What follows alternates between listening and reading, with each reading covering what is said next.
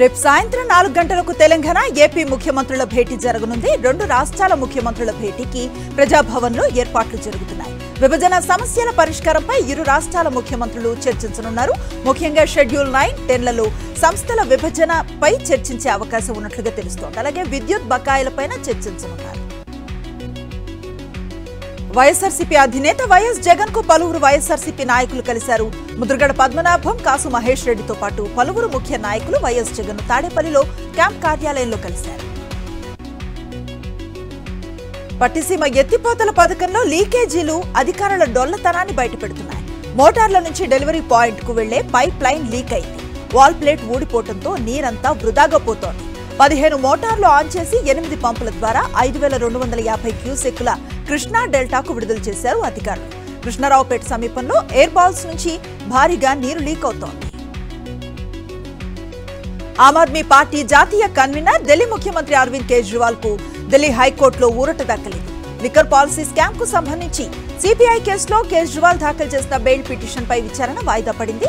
Counter దాఖలు చేయాలంటూ సిబిఐకి నోటీసులు జారీ చేసింది ఢిల్లీ హైకోర్టు. తదుపరి విచారణ జూలై 17కు వాయిదా వేసింది. సినీ హీరో రాజ్ తరుణ్ పై ప్రియురాలి ఫిర్యాదు సంచలనంగా మారింది. రాజ్ తరుణ్ తనను మోసం చేశాడని లావణ్య అనే మహిళ పోలీసులకు ఫిర్యాదు చేసింది. అయితే లావణ్య చెప్పేవన్నీ అబద్దాలని రాజ్ తరుణ్ అంటున్నారు. లావణ్యకు తన అవసరం లేదని, కేవలం ఆమె తన డబ్బు మాత్రమే కావాలని ఆరోపిస్తున్నారు. లావణ్య ఫిర్యాదుపై లీగల్ గా ముందుకు వెళతారని తెలిపారు. మాజీ మంత్రి సి రామచంద్రయ్యకు ఎమ్మెల్సీ పదవి ఇవ్వడంపై టీడీపీ నేత ఓవి రమణ ఆగ్రహాన్ని వ్యక్తం చేశారు. గత ఎన్నికల్లో టీడీపీ విజయం కోసం ఎంతో కృషి చేస్తే 2 నెలల ముందు పార్టీలో చేరిన వ్యక్తికి ఎమ్మెల్సీ పదవి ఎలా ఇస్తారని ప్రశ్నించారు. దశాబ్దాల తరబడి పనిచేసిన నాయకులను గుర్తించాలన్నారు. రాజమండ్రిలో ఈ నెల 8న బీజేపీ రాష్ట్ర కార్యవర్గ సమావేశాలు జరుగుతాయని ఆ పార్టీ జాతీయ కార్యవర్గ సభ్యులు సోము వీర్రాజు తెలిపారు. రాష్ట్ర బీజేపీ అధ్యక్షురాలు పురంధేశ్వరి సమావేశాలు జరుగుతాయన్నారు. రాష్ట్ర వ్యాప్తంగా వివిధ స్థాయిలకు సంబంధించి 2250 మంది నాయకులు పాల్గొన్నారని తెలిపారు. అనంతపురం నగరం రుద్రంపేట టీడీపీ నేతల ఆగడాలు ఆగటం లేదు. అధికారుల అండతో టీడీపీ నాయకుడు సుబ్రహ్మణ్యం అనే వ్యక్తి తన పొలాన్ని దౌర్జన్యంగా లాక్కునే ప్రయత్నం చేస్తున్నారని కామాక్షమ్మ అనే మహిళ ఆరోపిస్తోంది. పొలంలో సర్వే చేస్తున్నా అడ్డు తప్పుకోవాలంటూ తమపై పోలీసులు ఆంక్షలు విధించారని ఆవేదన వ్యక్తం చేస్తున్నారు. కర్నూలులోని సిల్వర్ జూబ్లీ కళాశాల విద్యార్థులు రోడ్డెక్కారు. తమకు సరైన భోజనం, మౌలిక సదుపాయాలు లేక తీవ్ర ఇబ్బందులు పడుతున్నామని విద్యార్థులు మండిపడ్డారు. తమ సమస్యలను పరిష్కరించాలంటూ కర్నూలు కలెక్టరేట్ ఎదుట భోజనం ప్లేట్లతో నిరసన వ్యక్తం చేశారు. తక్షణమే తమ సమస్యలను పరిష్కరించాలని, లేనిచో ఆందోళన ఉధృతం చేస్తామని హెచ్చరించారు. శ్రీశైలం దేవస్థానం పరిధిలో యూపీ థియేటర్ సమీపంలో పురాతన శివలింగం బయటపడింది. యాఫీ థియేటర్ సమీపంలో సీసీ రోడ్, సపోర్ట్ వాల్ నిర్మాణానికి తవ్వకాలు జరుపుతూ ఉండగా శివలింగం బయటపడింది. శివలింగంతో పాటు అదే రాయిపై నందీశ్వరుడి విగ్రహం కూడా ఉంది. శివలింగం పక్కనే దేవనాగర లిపిలో రాసి ఉన్న శాసనం గుర్తులు కూడా ఉన్నాయి. వెంటనే దేవస్థానం అధికారులు పరిశీలన కోసం మైసూర్ ఆర్కియాలజీ డిపార్ట్మెంట్ కు పంపారు. విజయవాడ సెంట్రల్లో ఓ అమానవీయ ఘటన జరిగింది. నిండు గర్భిణిని ఇంటి నుంచి గెంటేసి తాళం వేశారు అత్తామామలు. దీంతో తనకు న్యాయం చేయాలంటూ బాధిత మహిళ అత్తింటి ముందు బైఠాయించి నిరసనకు దిగింది. ఘటనపై కేసు నమోదు చేసిన పోలీసులు దర్యాప్తును చేపట్టారు. తిరుమల శ్రీవారిని పలువురు ప్రముఖులు దర్శించుకున్నారు. వీఐపీ దర్శన సమయంలో ఎమ్మెల్యేలు ఆరణి శ్రీనివాసులు, రామకృష్ణారెడ్డి, మాలకొండయ్య, సినీ నటులు ఆశురెడ్డి, భూపాలరాజు, రేమాన్స్ అధినేత గౌతమ్ సింఘానియాలు స్వామివారిని వేరువేరుగా దర్శించుకుని మొక్కులు చెల్లించుకున్నారు. తిరుమల శ్రీవారిని ప్రముఖ సినీ దర్శకుడు అనిల్ రావిపూడి దర్శించుకున్నారు. వీఐపీ విరామ సమయంలో స్వామివారి సేవలో పాల్గొని మొక్కులు చెల్లించుకున్నారు. దర్శన అనంతరం ఆలయంలో రంగనాయకుల మండపంలో వేద పండితులు వేదాశీర్వచనాన్ని అందించగా ఆలయ అధికారులు పట్టు వస్త్రంతో సత్కరించి శ్రీవారి తీర్థ ప్రసాదాలు అందజేశారు. సీఎం రేవంత్ రెడ్డిపై నమ్మకంతో 6 బీఆర్ఎస్ ఎమ్మెల్సీలు కాంగ్రెస్ లో చేరారని తెలంగాణ ప్రభుత్వ విప్ ఆది శ్రీనివాస్ అన్నారు. కేటీఆర్ రాజ్యాంగం గురించి మాట్లాడటం విడ్డూరంగా ఉందని విమర్శించారు. ఆగస్టు 15 లోపు రైతు రుణమాఫీ చేస్తామని స్పష్టం చేశారు. హరీష్ రావు రాజీనామాకు సిద్ధంగా ఉండాలని సవాల్ చేశారు ఆది శ్రీనివాస్. మాస్క్, ఆక్సిజన్ వంటివి ఎప్పటికీ పెట్టుకునే రోజులు రాకూడదంటే పెద్ద ఎత్తున మొక్కలు నాటాలన్నారు తెలంగాణ మంత్రి పొన్నం ప్రభాకర్. సిద్దిపేట జిల్లా హుస్నాబాద్ లో జరిగిన వన మహోత్సవం కార్యక్రమంలో ఆయన పాల్గొని మొక్కలు నాటారు. ప్రతి ఒక్కరూ కూడా వారికి ఇష్టమైన వారి పేరు మీద మొక్కను నాటి వాటిని సంరక్షించాలన్నారు. పర్యావరణ పరిరక్షణ కోసం ప్రతి ఒక్కరూ కృషి చేయాలని నిజామాబాద్ అర్బన్ ఎమ్మెల్యే ధన్పాల్ సూర్యనారాయణ గుప్తా అన్నారు. వన మహోత్సవంలో భాగంగా అటవీ శాఖ ఆధ్వర్యంలో నిజామాబాద్ సారంగపూర్ అర్బన్ పార్క్ లో ఆయన మొక్కలు నాటారు. మొక్కలు పర్యావరణాన్ని కాపాడటం వల్ల భవిష్యత్తు తరాలు బాగుంటాయని పేర్కొన్నారు. వరంగల్ జిల్లా వర్ధనపేటలో వన మహోత్సవ కార్యక్రమం జరిగింది. కార్యక్రమంలో ఎమ్మెల్యే కేఆర్ నాగరాజు, జిల్లా కలెక్టర్ సత్య శారద పాల్గొని మొక్కలు నాటారు. నాటిన ప్రతి మొక్కను సంరక్షించుకోవాల్సిన బాధ్యత ప్రతి ఒక్కరిపై ఉందని అన్నారు ఎమ్మెల్యే. జనగామ జిల్లా దేవరుప్పల మండలం కామారెడ్డిగూడెంలో బీఆర్ఎస్ నాయకులు ఆందోళనకు దిగారు. తెలంగాణ తల్లి విగ్రహాన్ని తొలగించడానికి నిరసిస్తూ దేవరుప్పల బీఆర్ఎస్ మండల అధ్యక్షుడు తీగల దయాకర్, జిల్లా నాయకులు పల్లా సుందరరామిరెడ్డి ఆధ్వర్యంలో రాస్తారోకో నిర్వహించారు. ఎమ్మెల్సీ జీవన్ రెడ్డితో కలిసి పనిచేస్తానని జగిత్యాల ఎమ్మెల్యే సంజయ్ కుమార్ ప్రకటించిన 2 రోజులకే ఆధిపత్య పోరు మళ్లీ మొదలైంది. ఫ్లెక్సీ వార్తో జగిత్యాల రాజకీయాలు హాట్ గా మారాయి. జీవన్ రెడ్డి ఫోటోలతో ఏర్పాటు చేసిన ఫ్లెక్సీలను మున్సిపల్ సిబ్బంది తొలగించడం వివాదాన్ని రేపింది. తనను జగిత్యాల నుంచి పంపించే ప్రయత్నం చేస్తున్నారంటూ జీవన్ రెడ్డి ఆవేదన వ్యక్తం చేశారు. బీఆర్ఎస్ కీలక సమావేశానికి 6 ఎమ్మెల్యేలు డుమా కొట్టారు. జీహెచ్ఎంసీ కౌన్సిల్ సన్నాహక సమావేశానికి ఎమ్మెల్యేలు గైర్హాజరయ్యారు. సమావేశానికి ఎమ్మెల్యేలు అరికెపూడి గాంధీ, మహిపాల్ రెడ్డి, వివేకానంద, మరి రాజశేఖర్ రెడ్డి, లక్ష్మారెడ్డి, వెంకటేష్లు హాజరు కాలేదు. గాంధీ భవన్ లో గద్వాల కాంగ్రెస్ కార్యకర్తలు ఆందోళన చేపట్టారు. గద్వాల ఎమ్మెల్యేలను కాంగ్రెస్ పార్టీలో చేర్చుకోవద్దంటూ కాంగ్రెస్ కార్యకర్తలు నిరసనకు దిగారు. Party working president Mahesh Goud నచ్చ చెప్పిన కార్యకర్తలు వినలేదు. గతంలో కేసులు పెట్టి ఇబ్బందులకు గురి చేశారంటూ ఆందోళన వ్యక్తం చేశారు. సమస్యను సీఎం దృష్టికి తీసుకువెళతారని మహేష్ గౌడ్ నచ్చ చెప్పారు. హైదరాబాద్ లో సింగరేణి భవన్ ముందు లెఫ్ట్ పార్టీలో ఆందోళనకు దిగారు. బొగ్గు గనుల వేలాన్ని నిలిపివేయాలని డిమాండ్ చేస్తూ సిపిఐ నేతలు ధర్నాను చేపట్టారు. బొగ్గు బ్లాక్లను నేరుగా సింగరేణి కాలరీస్ కు అప్పగించాలని డిమాండ్ చేశారు.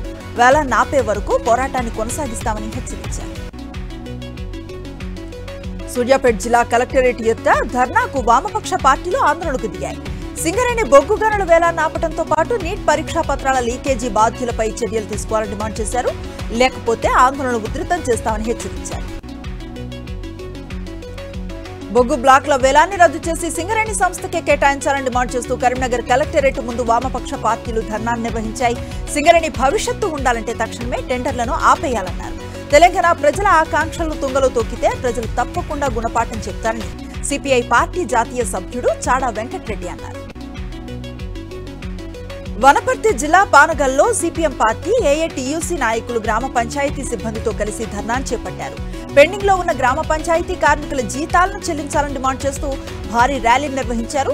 గ్రామ పంచాయతీ కార్మికుల సమస్యలను పరిష్కరించకపోతే జిల్లా కలెక్టరేట్ వరకు పాదయాత్రను నిర్వహిస్తామని హెచ్చరించారు. తెలంగాణ ప్రభుత్వం నిరుద్యోగులకు ఇచ్చిన హామీలను నెరవేర్చకుండా మొండి వైఖరిగా వ్యవహరిస్తోన్నట్టు బీజేవైఎం నాయకులు మెదక్ కలెక్టరేట్ ముందు నిరసనకు దిగారు. కలెక్టరేట్ ముట్టడికి ప్రయత్నించారు.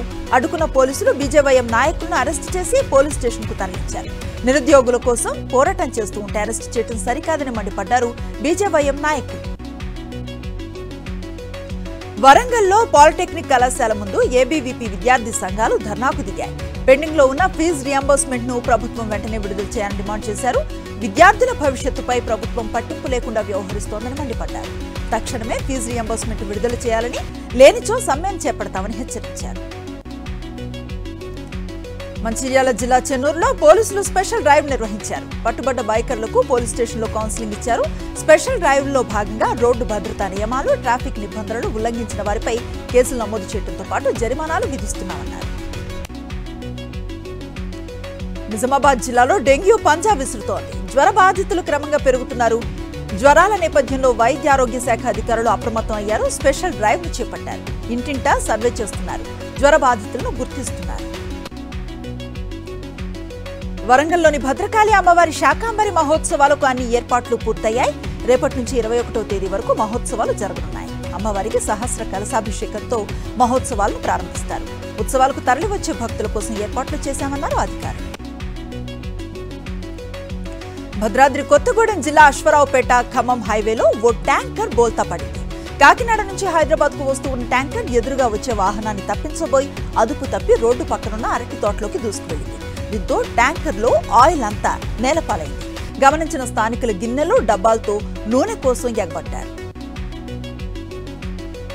పెద్దపల్లి జిల్లాలో ముగ్గురు బెట్టింగ్ యాప్ ఆర్గనైజర్లను పోలీసులు అరెస్ట్ చేశారు. సుల్తానాబాద్ లో వాహనాలు తనిఖీ చేస్తూ ఉండగా ఓ కారులో 33 లక్షలకు పైగా నగదు ఉన్న బ్యాగ్ను పట్టుకున్నారు. బెట్టింగ్ యాప్లను నిర్వహిస్తూ అక్రమంగా ఈ డబ్బును సంపాదించినట్లుగా గుర్తించారు. నిందితుల నుంచి 33 లక్షలకు పైగా నగదు, 5 సెల్ ఫోన్స్ ను స్వాధీనం చేసుకున్నారు. జగిత్యాల జిల్లా ఇబ్రహీంపట్నం మండలం తిమ్మాపూర్ తండాలో గుడుంబ స్థావరాలపై పోలీసులు ఎక్సైజ్ శాఖ అధికారులు మూకుమ్మడిగా దాడులు నిర్వహించారు. ఈ దాడుల్లో 100 లీటర్ల బెల్లం పాకం, 10 లీటర్ల గుడుంబాను స్వాధీనం చేసుకున్నారు. గుడుంబ సామగ్రి వాటికి ఉపయోగించే పలు వస్తువులను ధ్వంసం చేశారు. అల్లూరి సీతారామరాజు జిల్లా చింతూరు మండలం మోతుగూడెం చెక్ పోస్ట్ వద్ద వాహన తనిఖీల్లో 160 కేజీల గంజాయి పట్టుబడింది. సీలేరు నుంచి భద్రాచలం వైపుకు 2 ఆటోలలో గంజాయి తరలిస్తూ ఉన్న 2 వ్యక్తులను పోలీసులు అదుపులోకి తీసుకున్నారు. వారి నుంచి 8 లక్షల రూపాయల విలువైన గంజాయితో పాటు 2 ఆటోలను స్వాధీనం చేసుకున్నారు. వైఎస్ఆర్ జిల్లా ఇడుపులపై ఆర్కే వ్యాలీ IIITలో గంజాయి కలకలం రేగింది. ఇంజనీరింగ్ 3rd ఇయర్ చదువుతున్న విద్యార్థులు గంజాయి, సిగరెట్లు లోపలికి తీసుకువెళ్తూ ఉండగా సెక్యూరిటీ సిబ్బంది పట్టుకున్నారు. కోర్ కమిటీ సమావేశం తర్వాత విద్యార్థులకు టీసీ ఇచ్చి పంపేశారు. కృష్ణా జిల్లా పెనమలూరులో వీఆర్ఓ ఉద్యోగాల పేరిట లక్షలు కొట్టేసిన 7 వ్యక్తులను అదుపులోకి తీసుకున్నారు పోలీసులు. వీఆర్ఓ ఉద్యోగాల నకిలీ పత్రాలు ఇచ్చి 2 వ్యక్తుల నుంచి 13 లక్షల రూపాయలు దోచుకున్నట్లుగా గుర్తించారు. నిందితులపై కేసు నమోదు చేసి వారి నుంచి 13 లక్షల నగదును స్వాధీనం చేసుకున్నారు. నెల్లూరు జిల్లా ఉదయగిరి మండలం పుల్లాయపల్లె బ్రాంచ్ పోస్టాఫీస్ ఖాతాదారుల నగదుతో పరారయ్యాడు పోస్ట్ మాస్టర్ షేక్ నాయక్ రసూల్. ఖాతాదారులు దాచుకున్న 10 లక్షల రూపాయల అర్డీ నగదును ఎత్తుకు వెళ్లాడు. పాన్ కార్డు కోసమని ఖాతాదారుల నుంచి నగదును విత్డ్రా ఫారాలపై సంతకాలు తీసుకున్నట్లుగా తెలుస్తుంది. ఏలూరు జిల్లా ద్వారకా తిరుమలలో చినవెంకన్న ఆలయంలో చోరీ యత్నం జరిగింది. ఆలయంలో ప్రవేశించిన దుండగుడు హుండీలో నగదు ఎత్తుకు వెళ్లే ప్రయత్నం చేశాడు. అప్రమత్తమైన సెక్యూరిటీ సిబ్బంది దొంగను పట్టుకుని పోలీసులకు అప్పగించారు. ఘటనపై కేసు నమోదు చేసిన పోలీసులు దర్యాప్తు చేపట్టారు. నీట్ పీజీ 2024కు తేదీ ప్రకటించింది నేషనల్ టెస్టింగ్ ఏజెన్సీ. ఆగస్టు 11న 2 షిఫ్టుల్లో ఎంట్రన్స్ ఎగ్జామ్ నిర్వహించనున్నట్లుగా ప్రకటన జారీ చేసింది. జూన్ 22న నీట్ పీజీ జరగాల్సి ఉండగా కొన్ని గంటల ముందు పరీక్షను వాయిదా వేస్తున్నట్లుగా ప్రకటించింది NTA. NEET UG paper leakage ఆరోపణల క్రమంలో నీట్ పీజీ పరీక్ష వాయిదా పడింది. సత్సంగ్ నిర్వహించి 121 మంది చనిపోవటానికి కారణంగా మారిన భోలే బాబాకు సంబంధించి ఆసక్తికర విషయాలు వెలుగులోకి వస్తున్నాయి. నారాయణ్ సాకార్ హరి అలియస్ భోలే బాబాకు దాదాపు 100 కోట్ల ఆస్తులు ఉన్నట్లుగా తెలిసింది. ఆయనకు దేశవ్యాప్తంగా 24 ఆశ్రమాలు, లగ్జరీ కార్లు ఉన్నట్లుగా ఓ జాతీయ మీడియా సంస్థ బయటపెట్టింది. బ్రిటన్ సార్వత్రిక ఎన్నికల్లో ఘన విజయం సాధించిన లేబర్ పార్టీ నేత కీర్ స్టార్మర్కు శుభాకాంక్షలు తెలియజేశారు ప్రధాని మోదీ. భారత్ యూకే సమగ్ర వ్యూహాత్మక భాగస్వామ్యాన్ని మరింత బలోపేతం చేయడమే లక్ష్యంగా స్టార్మర్తో కలిసి పనిచేసేందుకు ఎదురుచూస్తున్నట్లుగా ఎక్స్లో పోస్ట్ చేశారు ప్రధాని. ఈ సందర్భంగా outgoing prime minister Rishi సునాక్కు ప్రత్యేక సందేశం పంపారు మోదీ. భారత్ బ్రిటన్ సంబంధాల బలోపేతంలో ఆయన కీలక భూమికను పోషించారంటూ కృతజ్ఞతలు తెలిపారు. టీమిండియా క్రికెటర్లు మహారాష్ట్ర సీఎం ఏక్నాథ్ షిండేను కలిశారు. కెప్టెన్ రోహిత్ శర్మ సహా ఇతర ఆటగాళ్లకు శాలువాలు కప్పి సత్కరించారు ముఖ్యమంత్రి షిండే. T20 వరల్డ్ కప్ గెలిచిన భారత క్రికెట్ జట్టు నిన్న బార్బడోస్ నుంచి స్వదేశానికి చేరుకుంది. ఢిల్లీ, ముంబైల్లో వారికి ఘన స్వాగతం పలికారు క్రికెట్ ఫ్యాన్స్. దేశీయ స్టాక్ మార్కెట్ సూచీలు ఫ్లాట్ గా ముగిశాయి. అంతర్జాతీయ మార్కెట్ల నుంచి ప్రతికూల సంకేతాల కారణంగా నష్టాల్లో ప్రారంభమైన సూచీలు ఆఖర్లో కాస్త గట్టెక్కాయి. సెన్సెక్స్ 53 పాయింట్ల లాభంతో 79,996 వద్ద ముగిసింది. అలాగే నిఫ్టీ 21.70 పాయింట్ల లాభంతో 24,323 వద్ద ముగిసింది. వైద్య విభాగానికి సంబంధించిన అంశాల్లో అనవసరంగా జోక్యం చేసుకుంటున్నారంటూ సినీ నటి సమంతపై డాక్టర్స్ ఫైర్ అవుతున్నారు. సమంత చేసిన పోస్ట్ పై మండిపడుతున్నారు.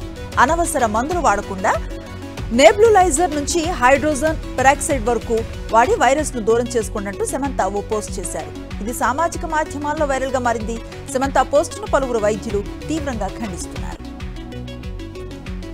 తెలంగాణలో వచ్చే 5 రోజుల పాటు వర్షాలు కురిసే అవకాశం ఉన్నట్లుగా హైదరాబాద్ వాతావరణ కేంద్రం తెలిపింది. రేపు పలు ప్రాంతాల్లో తేలికపాటి వర్షాలు, ఆది సోమవారాల్లో పలు జిల్లాల్లో భారీ వర్షాలు పడే సూచనలు ఉన్నట్లుగా వెల్లడించింది. ఏపీపై పశ్చిమ గాలుల ప్రభావంతో 1-2 రోజులు కోస్తా, రాయలసీమల్లో తేలికపాటి నుంచి ఓ మోస్తరు వర్షాలు కురిసే అవకాశం ఉంది.